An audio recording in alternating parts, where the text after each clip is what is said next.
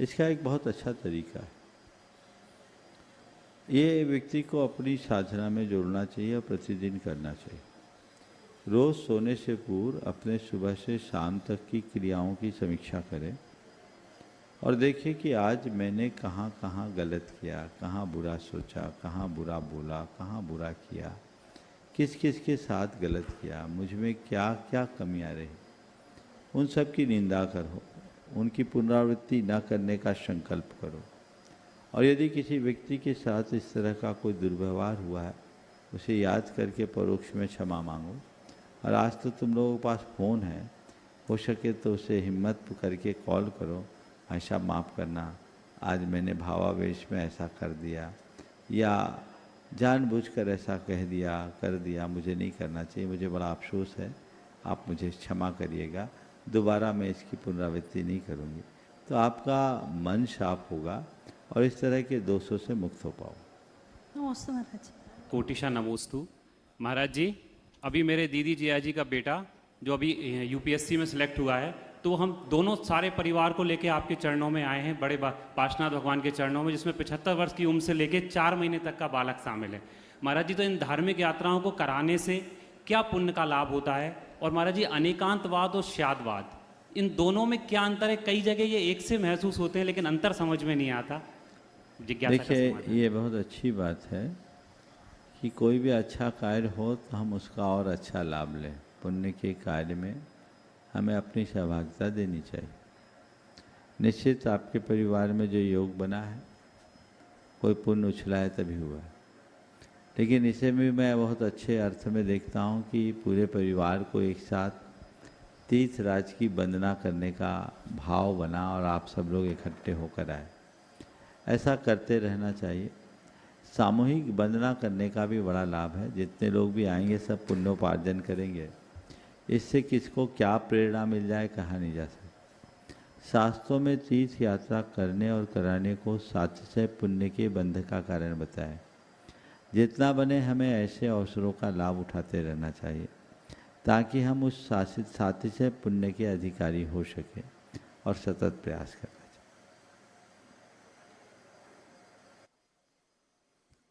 पर दूसरा सवाल क्या, अनेकांत और शादवाद का। अनेकांत और शादवाद, देखिए, अनेकांत वस्तु है और उसकी अभिव्यक्ति की जो भाषा शैली है उसका नाम है शादवाद। अनेकांत का अर्थ है एक से अधिक, अनेक और अंत यानी वस्तुगत धर्म। जगत की जितनी भी वस्तुएं हैं वे परस्पर विरोधी अनंत धर्म युगलों से युक्त हैं। वो एक से अधिक धर्म वाली, समझ गए। हम उसे जान तो सकते हैं पर उसके बारे में कह नहीं सकते। जैसे आपके पिताजी भी आए हैं क्या?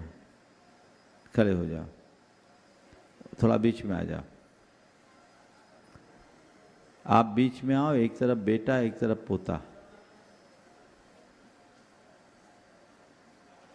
अब बताओ, ये बीच में है वो आपके कौन है? हाँ, आपके पिताजी। माइक लीजिए। पिताजी हैं महाराज जी। और इधर बेटे तुम्हारे कौन है?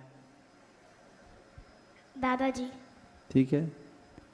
अब ये तुम्हारे पिताजी, ये तुम्हारे दादाजी, तुम इनके पुत्र हो। और बेटा पापा तुम्हारे कौन है? पापा। पिताजी है ना। तुम पुत्र भी हो, पिताजी भी हो।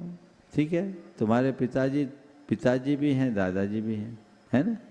और तुम्हारा बेटा भी है, पोता भी है। अब पुत्र और पिता दोनों एक बराबर है क्या? परस्पर विरोधी है ना। पर जिस समय तुम पुत्र हो उसी समय पिता भी हो कि नहीं? और जिस समय पिता हो उसी समय पुत्र भी हो कि नहीं? हो ना। अब इसको बोलना हो तो क्या करेंगे? हम जान तो रहे हैं कि तुम कमल कुमार जी, कमल कुमार नाम है ना, कमल कुमार जी के पुत्र हो और जो तुम्हारा बेटा है उसके पिता हो, है ना। लेकिन तुम्हारे बारे में अगर हमें बोलना हो तो क्या बोलेंगे?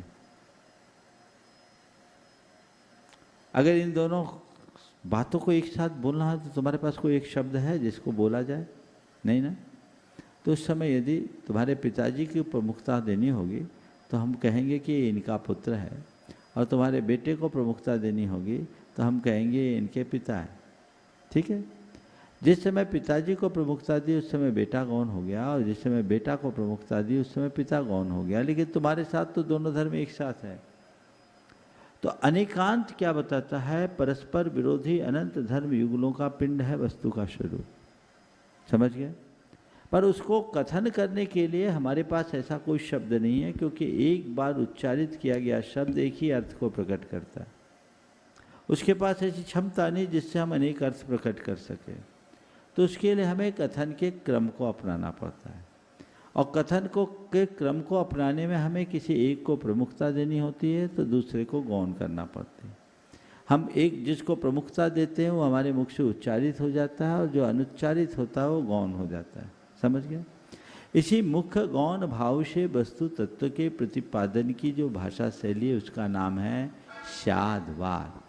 तो वस्तु अनेकांतात्मक है और उसके प्रतिपादन की जो भाषा है उसका नाम है शादवाद। इसी शादवाद को अगर हम अनेकांत से जोड़ करके कहें तो जो अनेकांत का कथन करे वो अनेकांतवाद। इस अर्थ में अनेकांतवाद और शादवाद पर्यायवाची शब्द के रूप में कहे जा सकते हैं। मैं समझता हूँ तुम्हें ये बात पूरी तरह समझ में आ गई होगी। सुशांत जी जैन ललितपुर। नमोस्तु भगवान, नमोस्तु गुरुवर, नमोस्तु। अरुण जी जैन दिल्ली, तैयार रहे इसके बाद। नमोस्तु गुरुवर। मेरी शंका मुनिराज ये है कि जैसे कोई भी कार्य होता है तो उसमें क्रिया परिणाम अभिप्राय 3 प्रकार से हम उसको बांटते हैं, तो उसमें किस किस प्रकार कितने प्रतिशत इसका फल हमें प्राप्त होता है? क्रिया परिणाम अभिप्राय, कोई भी कार्य करते हैं निश्चित रूप से क्रिया दिखती है, परिणाम और अभिप्राय दिखता नहीं। इसे थोड़ा संशोधित कर लो। परिणाम और परिणाम यानी उसका फल है ना। अभिप्राय हमें दिखता नहीं, फल दिखता है।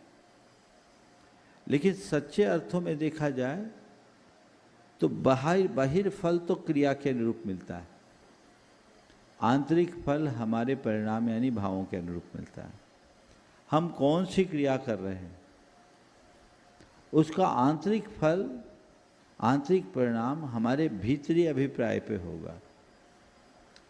अब लेकिन बाहर के रूप में देखें तो कई बार अलग अलग होता है।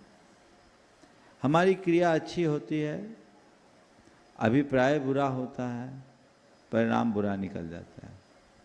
कई बार क्रिया खराब होती है, अभिप्राय अच्छा होता है, परिणाम अच्छा निकल आता है।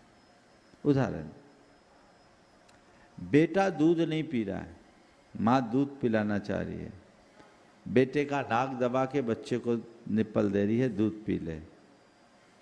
ये क्रिया अच्छी है कि खराब? बोलो। अच्छी है। अच्छी है। नाक दबाना अच्छी क्रिया है क्या? नहीं, क्रिया अच्छी नहीं, लेकिन उसका जो फल है वो अच्छा हुआ। क्रिया अच्छी नहीं है, परिणाम अच्छा है, क्योंकि अभिप्राय अच्छा है। तो अच्छे अभिप्राय से गलत क्रिया का भी शुभ परिणाम होता है, पर बुरे अभिप्राय से की जाने वाली अच्छी क्रिया भी अशुभ परिणाम देती है। इस बात का ध्यान रखें। नमोस्तु गुरु। तो सबसे ज्यादा महत्व अभिप्राय पर होना चाहिए। समझ गए? हम अपने भाव को सुधारें और भाव के अनुरूप कार्य करें तो परिणाम निकले।